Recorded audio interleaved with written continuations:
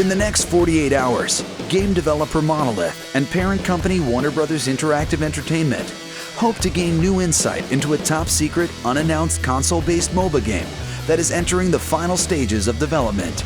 They've invited 8 of North America's top professional MOBA players to their Seattle studios to take part in an unprecedented experiment, one that could play a critical role in the success of their game, Guardians of Middle-earth.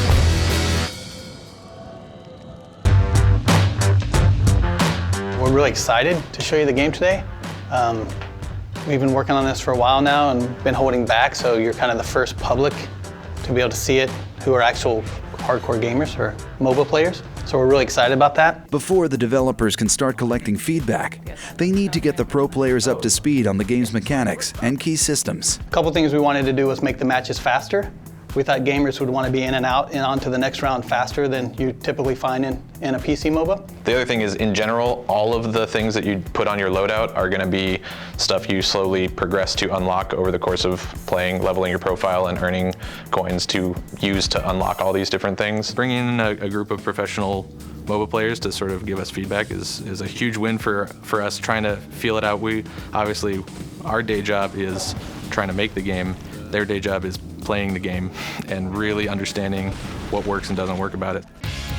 So like Gandalf, for example, is like a really good beginner guy because he does a lot of AoEs. So one thing we'll probably do, I think we've talked about it at least, is like mark guys, whether they're sort of beginner or like medium or hard guys to play. We've really hoped to make Guardians of Middle-earth a more fast-paced game since it's on the console. We know that console gamers usually want to jump into a round, finish the round, win or lose, and then start a new game. So we really wanted the matches to be short and action-packed.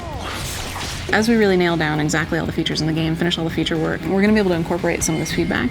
And I think also just the perspectives and information that we've gotten from these guys will really help us, in this finishing phase to decide what to focus on and what not to. The goal from the beginning was to make sure that this thing actually satisfies the most hardcore play. And then priority 2 is, okay, now make it the easiest ramp on as possible for new people. Our cause is just. Guardians of Middle-earth, I think, is a great entry point for new MOBA players because it's got the accessible sort of console controls, immediate interaction with your character kind of feel. It's a little bit simpler and faster paced, so you can kind of jump in and get more revs on it without having to learn quite as much about the structures around the culture in the PC space right now. With a firm grasp of the basics, the pros are ready for battle. For the developers, this is their first chance to see how professional players react to the game. Right bumper, right there, what does that mean? So you leveled up, so hold it down. I was never going straight for professional gaming. When I started, it was just a passion. I really liked playing competitively, and I just liked trying to win. So we did the intro this morning, got a bunch of feedback from you guys already, just digging into the menus and everything. So finally gonna actually start a 5-on-5 match. You actually play against each other, at least the 8 pros, and then we'll have 2 of the developers in the last couple slots here. So now you have 1 minute to do your loadouts if you haven't already set them up. But right now they're trying to defend, their tower is actually being pushed a little already. But they have 2 Guardians in the bottom lane trying to push back. He's about to kill Legolas, he did, he finished Legolas. The biggest surprise of the day so far is how quick they adapt to the controls. Soren's fun because he has like a dash that also stealths him, so you can dash behind enemy lines and stealth and then knock guys back into your tower, which is really awesome. It's been fun to really pick out those things that I think that fans of the lore are going to recognize, but also I think gamers will recognize how much depth there is behind each of these characters. The developers are working towards a balanced game where no one player has a distinct advantage and matches end around a sweet spot of 15 minutes.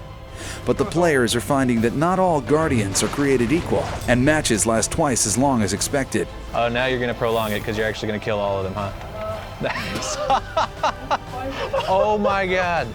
That was close. Oh that was my close. God. I think I just 1v5'd them and then killed everybody. I started playing games, well, I wouldn't say professionally, but I started playing games a lot as an escape from reality, I guess, and now it is the reality, so I'm quite happy with that.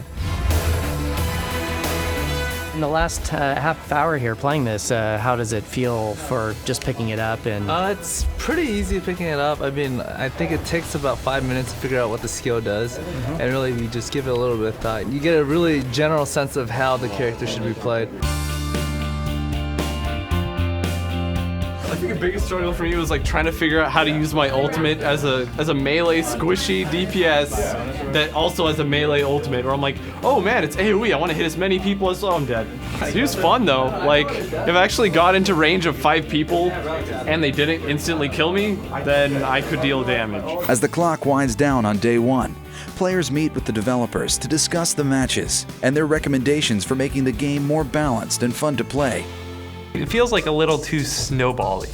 You know what I mean? one of our major issues in the game right now is snowballing experience levels, where one team will get ahead in experience levels compared to the other team, and it's a very hard pull to try to get the other team back again, to make a shift back if their player skill dominates over the other team. If the team drags it out until level 14, everybody would be at their maximum potential, and it's really just going to come down to who is going to fight better, who's going to perform better in a team fight environment. Essentially, at some point in time, you can't end the game because the soldiers aren't killing towers quickly enough, and people are just wiping the waves, and that kind of stagnates the game as well. While the players are treated to a team dinner, a dedicated group of developers stays behind to work into the night, implementing the players' suggestions. The team at Monolith only has one chance to impress the pro gamers with a fast turnaround. As the game's delivery deadline looms, the players will have one more day to play Guardians of Middle-earth, test the changes, and offer a final assessment. Coming up in part 2. Right now we got the guys back in this morning. Last night they gave us some good feedback. We made some changes. They're playing a new build now. I look forward to seeing the differences in what you find just overall in the game.